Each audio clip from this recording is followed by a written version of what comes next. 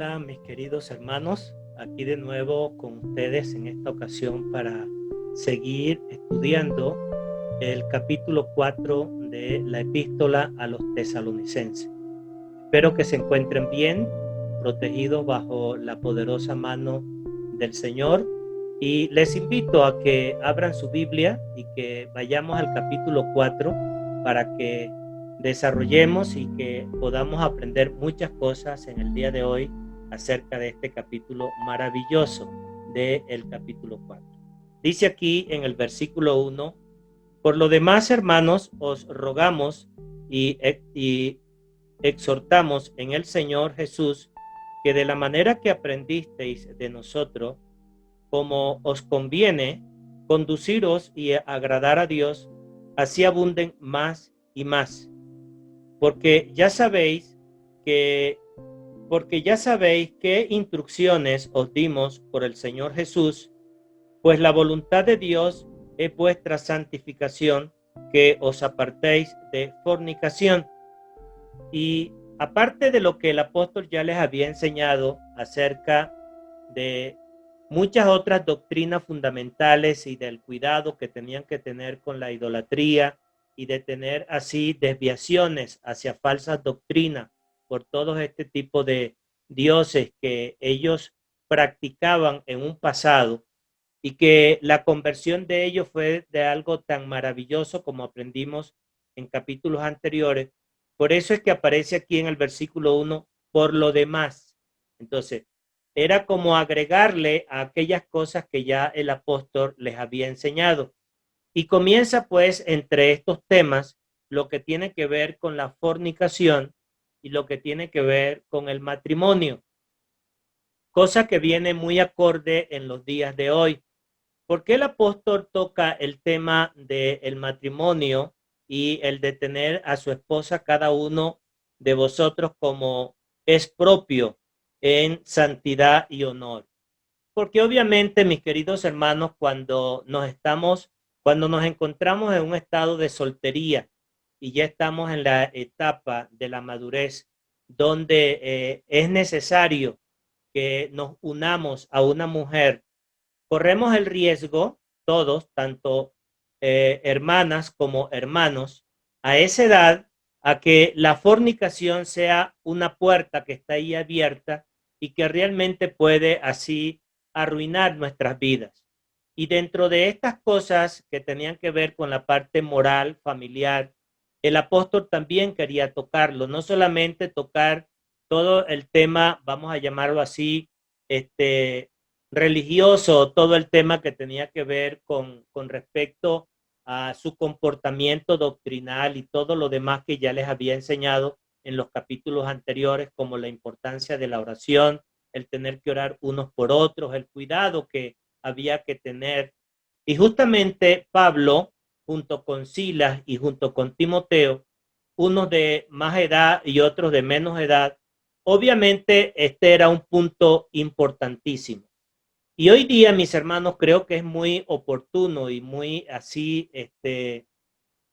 de tema principal, especialmente para aquellos hermanos jóvenes y no tan jóvenes, pero que todavía se encuentran en esa etapa de soltería, que lo más importante es pedirle a Dios una compañera, es pedirle a Dios un compañero, que sea ese compañero de vida que te va a estar acompañando junto en todo el trayecto y en todo el caminar que el Señor nos tenga en este mundo. Así que el tema del matrimonio, pues obviamente es un tema fundamental y que no hay que tenerle miedo.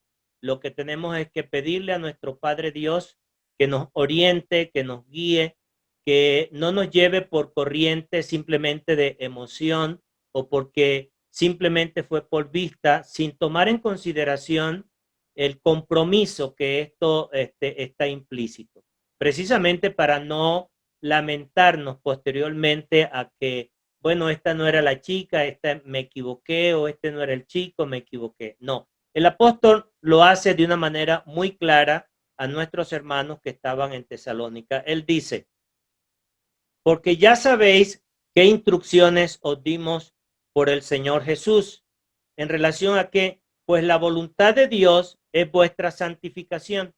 Y una de las formas para que nosotros nos mantengamos en esa etapa de santificación y justamente evitando el problema de la fornicación no es otra cosa que cada uno, como dice aquí el versículo 4, que cada uno de vosotros sepa tener su propia esposa en santidad y honor. Bueno, hermanos, te rogamos para que el Señor te pueda ayudar, tú que estás en esa etapa de soltería y que no empieces pues a coquetear y a jugar con este nivel de responsabilidad, porque es un nivel serio.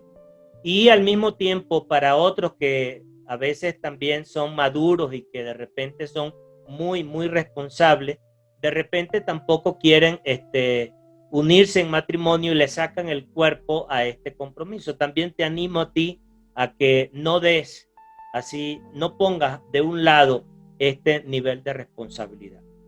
Obviamente pidiéndole al Señor dirección y guía.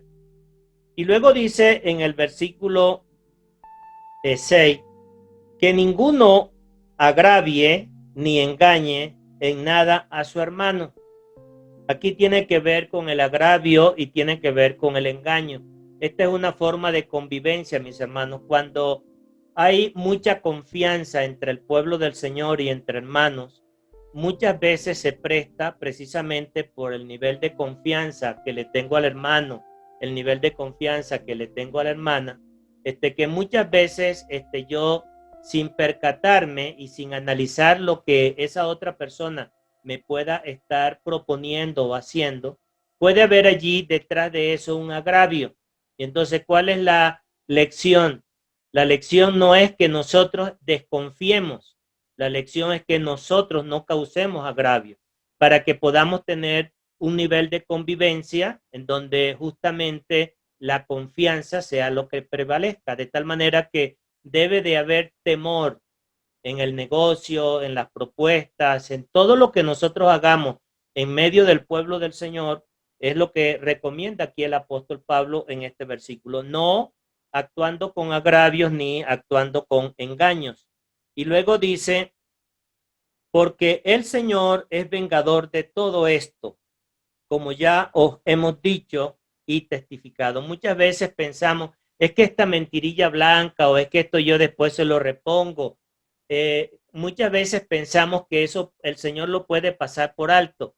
No, el Señor es celoso, mis hermanos, en relación a este tipo de comportamiento, de tal manera que estamos llamados a tener una convivencia sana, en donde justamente esto ni siquiera pueda pasar por nuestra mente. Si no lo hago con inconversos, no lo hago con extraños, no lo hago con la familia, mucho menos lo voy a hacer en medio del amado pueblo del Señor. Luego dice en el versículo 7, pues no nos ha llamado Dios a inmundicia, sino a santificación. Imagínense el nivel de categoría en el cual el apóstol está llamando este tipo de actuación, de inmundicia. No es cualquier cosa, mis hermanos. Dios aborrece el engaño, Dios aborrece la mentira, Dios aborrece esto, así sea entre los inconversos. Imagínense cuánto más entre los hijos de Dios. Luego dice aquí en el versículo 8, así que el que desecha esto no desecha a hombre, sino a Dios, que también nos dio su Espíritu Santo. De tal forma que esto no era enseñanza de Pablo caprichosa, no, era enseñanza directa, y esto lo aprendemos a lo largo de todo el Antiguo Testamento y todas las enseñanzas que encontramos acá, cómo el pueblo de Dios debía de comportarse en todo tipo de negocios, de transacciones, de relaciones comerciales que nosotros hagamos en medio del pueblo del Señor. Luego dice en el versículo 9, pero acerca del amor fraternal no tenéis necesidad de que os escriba, porque vosotros mismos habéis aprendido de Dios que os améis unos a los otros. Y esto es muy importante. Y ayer la pastora Karen nos lo comentaba. Es decir, es muy importante saber de que entre el amado pueblo del Señor hay un amor fraternal. Y ese amor fraternal nos lleva a que cada uno de nosotros nos cuidemos.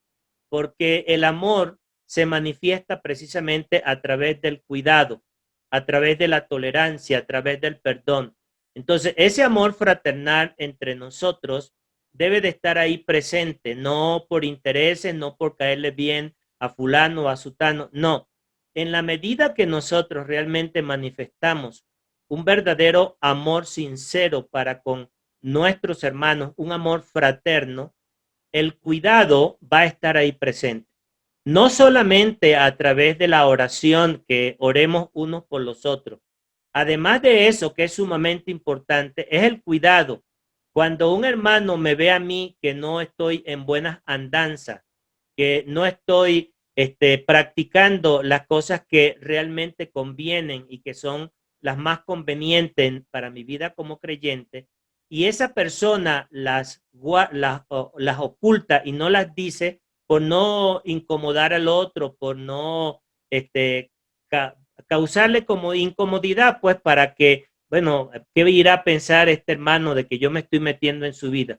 Pues hermanos, mire, aquí la Biblia, la palabra del Señor nos enseña que el amor fraternal es eso, es el cuidado que tenemos uno para con los otros.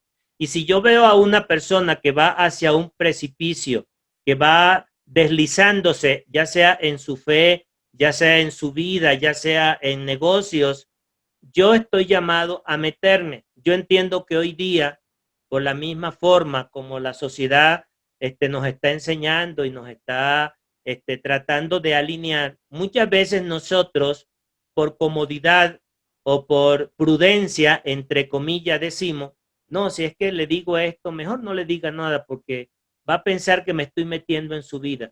Yo creo, mis hermanos, yo lo creo de todo corazón y sinceramente, que de verdad a veces es necesario meternos en la vida de los otros cuando son verdaderamente hermanos en la fe. Y probablemente no le vaya a gustar en ese momento, porque a ninguno de nosotros nos gusta que nos digan las cosas.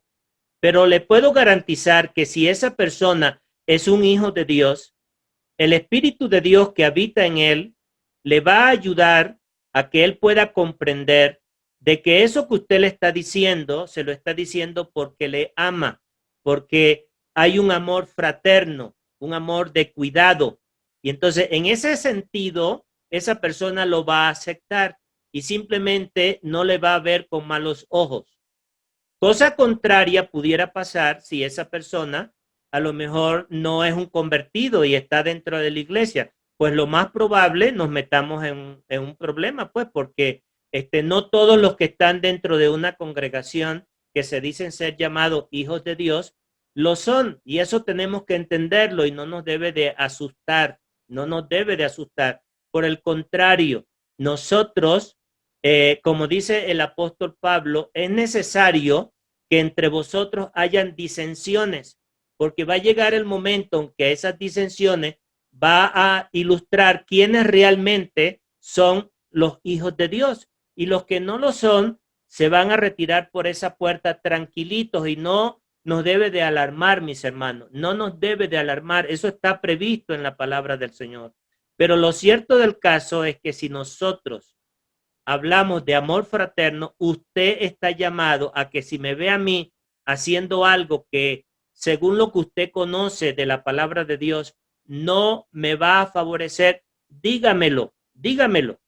Y va a llegar el momento en donde justamente me va a incomodar y probablemente me voy a incomodar con usted porque esas son reacciones normales, como pasa de padre a hijo que se incomoda cuando la madre o el padre le corrige. Bueno, así también va a pasar entre nosotros, pero no pasa nada. Si somos verdaderamente hijos de Dios, nosotros posteriormente eso se lo vamos a agradecer. Así que no tenga cuidado, no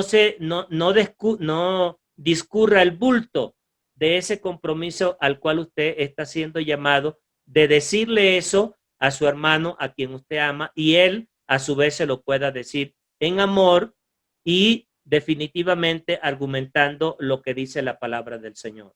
Bueno, dicho esto, pasamos a lo que dice el versículo 10. Dice, y también lo hacéis así con todos los hermanos que están por toda Macedonia.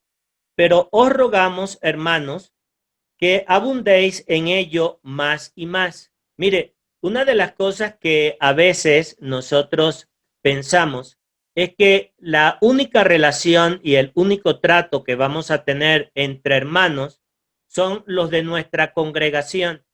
Y por ahí comienza porque es nuestra casa. Pero cuando somos convertidos al Señor y somos parte de la iglesia, nosotros a lo largo de nuestra vida cristiana vamos conociendo creyentes de diferentes congregaciones, de diferentes lugares donde nos hayamos congregado anteriormente, donde hayamos visitado, y eso permite que nosotros tengamos una relación de verdad amorosa con todos ellos. No es que, por ejemplo, nosotros nos congregamos en la iglesia Palabras de Vida en Coapa y entonces mis hermanos que están en Palabras de Vida Las Águilas, o si abrimos otra congregación con el favor del Señor, entonces a ellos no los voy a tratar como trato a mis hermanos de aquí donde yo me congrego o viceversa. No, mis hermanos, aquí el apóstol Pablo está diciendo, tanto los que están allí en Tesalónica como los que están en toda Macedonia, que habían muchísimas iglesias ya establecidas.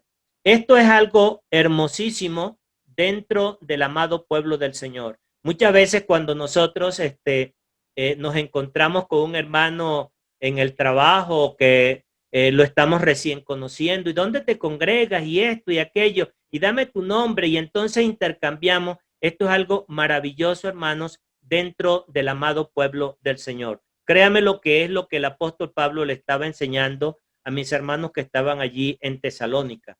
Y dice aquí en el versículo 11, y que procuréis tener tranquilidad y ocuparos en vuestros negocios y trabajar con vuestras manos de la manera que os hemos mandado, a fin de que os conduzcáis honradamente para con los de afuera y no tengáis necesidad de nada. Wow, tremendo. Comienza en el capítulo 4 hablando del matrimonio, de la honestidad, de la honradez para formar familia.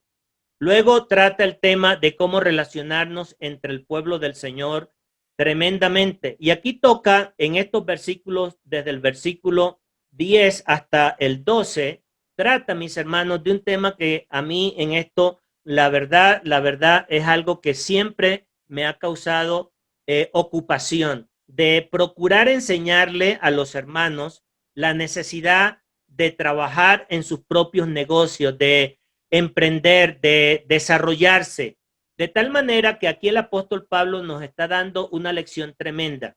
La primera, que cuando hay necesidad en el pueblo del Señor, debe de haber prosperidad, entre otros, para suplir esas necesidades. Pero que esa necesidad, hermanos, debe de ser una necesidad temporal. Me explico. Muchas veces nosotros cuando empezamos a andar en los caminos del Señor o tenemos algún tiempecito en los caminos del Señor, a veces habían listas de hermanos que se ponían en la lista como necesitados. Y quiero decir esto con mucho respeto, pero la intención de todo mi corazón y delante del Señor lo digo, es que esto lo aprendamos como lección directa de parte de nuestro Dios, porque eso lo dice el apóstol Pablo. No es enseñanza mía, no es enseñanza del hermano Henry, no. Y entonces dentro de esas listas, hermanos, encontrábamos una lista para los necesitados y entonces ahí poníamos un grupo de hermanos necesitados. Y entonces, cuando yo comencé en los caminos del Señor, a mí me llamó la atención que año tras año estos hermanos permanecían en las listas y siempre estábamos orando por los mismos necesitados. Y entonces eso me causaba preocupación.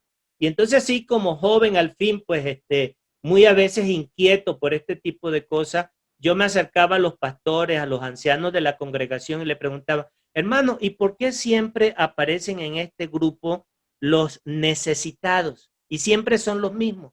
Eso no me encajaba. Y los hermanos se me quedaron viendo fijamente, así como extraño, pues, y pensaban, así le leía en su mirada, bueno, ¿y qué querrá decirnos Henry con esto? Entonces, pero no me dieron una respuesta. Bueno, seguí avanzando en los caminos del Señor y llegué a comprender, mis hermanos, que hay necesitados permanente porque ellos mismos así lo hacen.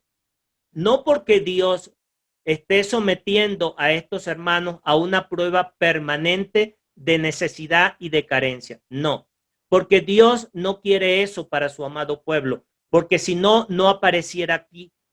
La necesidad que está refiriéndose el apóstol siempre en sus epístolas, siempre va a haber necesidad cuando hay desastres, va a haber necesidades en la vida de un creyente que de repente pierde su trabajo, quiebra en su negocio, tiene un problema de salud, tiene unas circunstancias difíciles, ajenas a su voluntad y que exteriormente se pueden someter como a pruebas, casos a lo largo de la palabra del Señor nosotros tenemos ejemplo de haberlo perdido todo. Pero ¿qué crees? Así como habla de necesidad, esos creyentes también se levantaron. Y entonces, a través de atender a sus negocios y a través de trabajar con sus propias manos, ¿qué crees? Pasaron de ser necesitados a una condición ahora de tener para cubrir necesidades. Bueno, ojalá que todo el amado pueblo del Señor pueda estar en estas condiciones. Mis hermanos, estamos llamados a producir, estamos llamados a producir. Les voy a contar una anécdota muy, pero muy rápida sobre una experiencia que yo tuve en una iglesia y en particular con un hermano. Ese hermano estaba desempleado y ya llevaba mucho tiempo desempleado. Y entonces, como me tocó trabajar para una empresa transnacional, y lo digo con humildad, simplemente estaba allí ocupando una posición de autoridad y podía yo contratar y darle trabajo a muchas personas. Entonces pensé en este hermano y fui a visitarlo. Y llegué a su casa y conversé con su esposa, conversé con sus hijos. Este hermano era un hermano que tenía cierta responsabilidad en la congregación, era un hermano realmente un líder, vamos a llamarlo así. Y entonces le dije a este hermano, oiga fulano, ¿sabe que en mi empresa están buscando personas como usted para hacer este tipo de trabajo así, así, así, así, así? Y realmente hay una muy buena remuneración, hay una estabilidad. Y bueno, ¿qué ocurrió? Pasaron dos cosas. La primera, que el hermano me dice, bueno, hermano Henry, está bien, vamos a orarle al Señor. Ah, ¿cómo no? Obviamente eso ya me causó un poquito de inquietud porque cuando nosotros estamos desempleados, obviamente venimos ya orándole al Señor por un trabajo. Y entonces, bueno, de repente se presenta la oportunidad, es un hermano, es un conocido, es una parte de una experiencia, de una empresa estable. Y uno pudiera decir, bueno, ahí está el caso. Y bueno, pero sin embargo, está bien, hermano, órele y ya usted me da una respuesta en su debido momento. ¿Qué creen ustedes, mis hermanos, que pasó con este caso? Bueno, pasaron las semanas, pasaron los meses, pasaron los años y créame que nunca me dio una respuesta. Ni un sí, ni un do, ni un no de lo que el Señor le hubiese podido responder. Y finalmente, ¿qué creen que pasó? Ese hermano continuó desempleado. Bueno, para mí, ¿qué era lo que esa persona estaba acostumbrada? Esa persona estaba acostumbrada a que otros le dieran. Y obviamente no está mal porque en algún momento, pues esta persona estaba así haciendo una labor para el Señor y eso es noble. Y como un buen siervo y un buen obrero para el Señor, pues su paga de parte de la obra del Señor no estaba nada así cuestionado. Pero qué bueno que un hermano cuando tiene responsabilidad y que aún así él pueda tener para cubrir sus propios gastos y al mismo tiempo para poder ayudar a otros, buenísimo.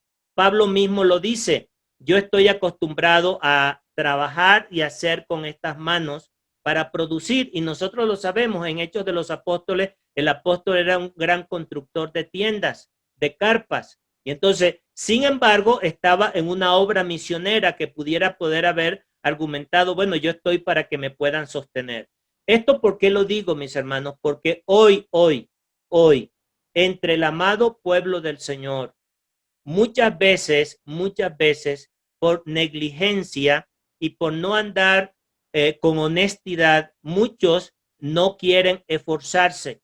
Y por eso el apóstol Pablo más adelante, en una de sus epístolas, él dice allí que el que no trabaje tampoco coma, porque siempre van a haber los flojos dentro del amado pueblo del Señor, como lo hay del lado inconverso. No pasa nada. Es que nuestra vida no cambió en el sentido de que si yo no cambio a la luz de la enseñanza de la palabra del Señor, esos mismos hábitos, esas mismas costumbres que yo traje de ser inconverso, probablemente lo puedo seguir manteniendo dentro de la iglesia. Y aquí estamos llamados, mis hermanos, a que vivamos en paz. Un hermano cuando tiene ingresos, cuando produce, cuando trabaja y tiene para darle a otros, qué bendición tan grande. Y cuando hay una necesidad, pues todos nos juntamos para poder cubrir esa necesidad. Y esa necesidad, quiero repetirla, es una necesidad temporal. Van a haber casos excepcionales, como por ejemplo, ancianos, viejitos ya dentro de la congregación que no pueden trabajar. Nosotros estamos llamados a poder cubrir esos compromisos de estos hermanos. Estamos llamados a cubrir a hermanas viudas que se han quedado, que muchos años de su vida estuvieron acostumbradas a recibir así el sustento y el cuidado de sus esposos, y hoy día, como viudas que ya realmente por su edad avanzada y nunca tuvieron una pensión, nosotros como el amado pueblo del Señor sí estamos llamados a velar por estas hermanas cubriendo ese tipo de necesidad. Hay hermanos que están enfermos con enfermedades que son discapacitivas o que tienen incapacidad para poder hacer algún tipo de labor. Nosotros estamos llamados para poder ayudar a este tipo de necesidad. Pero no nos confundamos, hermanos. Y cuando veamos estos casos, ayudémoslos con enseñanza, con amor, con ilustración, para que estos hermanos puedan pasar a una fase productiva. Que el Señor nos pueda ayudar grandemente en esto. Quería alargarlo porque es un tema realmente de suma importancia en nuestro desempeño diario, mis hermanos, en las congregaciones. Y ahora entramos desde el versículo 13 hasta el versículo 18 ya en un tema completamente diferente, rico de enseñanza. No voy a entrar en detalle porque si no alargaríamos este estudio, pero sí quiero resaltar algunas cosas. Dice en el versículo 13, tampoco queremos, hermanos, que ignoréis acerca de los que duermen, para que no os entristezcáis como los otros que no tienen esperanza. Aquí el apóstol utiliza una palabra un poco fuerte, pero que es importante que nosotros la comprendamos. Tampoco queremos, hermanos, que ignoréis. Mire, ignorar en cualquiera persona puede estar así presente en que no necesariamente todo lo tenemos que conocer. Pero hay ciertas cosas, mis hermanos, hay ciertas cosas que estoy llamado a decirle que no nos podemos permitir, no nos podemos dar ese lujo, no nos podemos dar ese espacio de desconocerlas.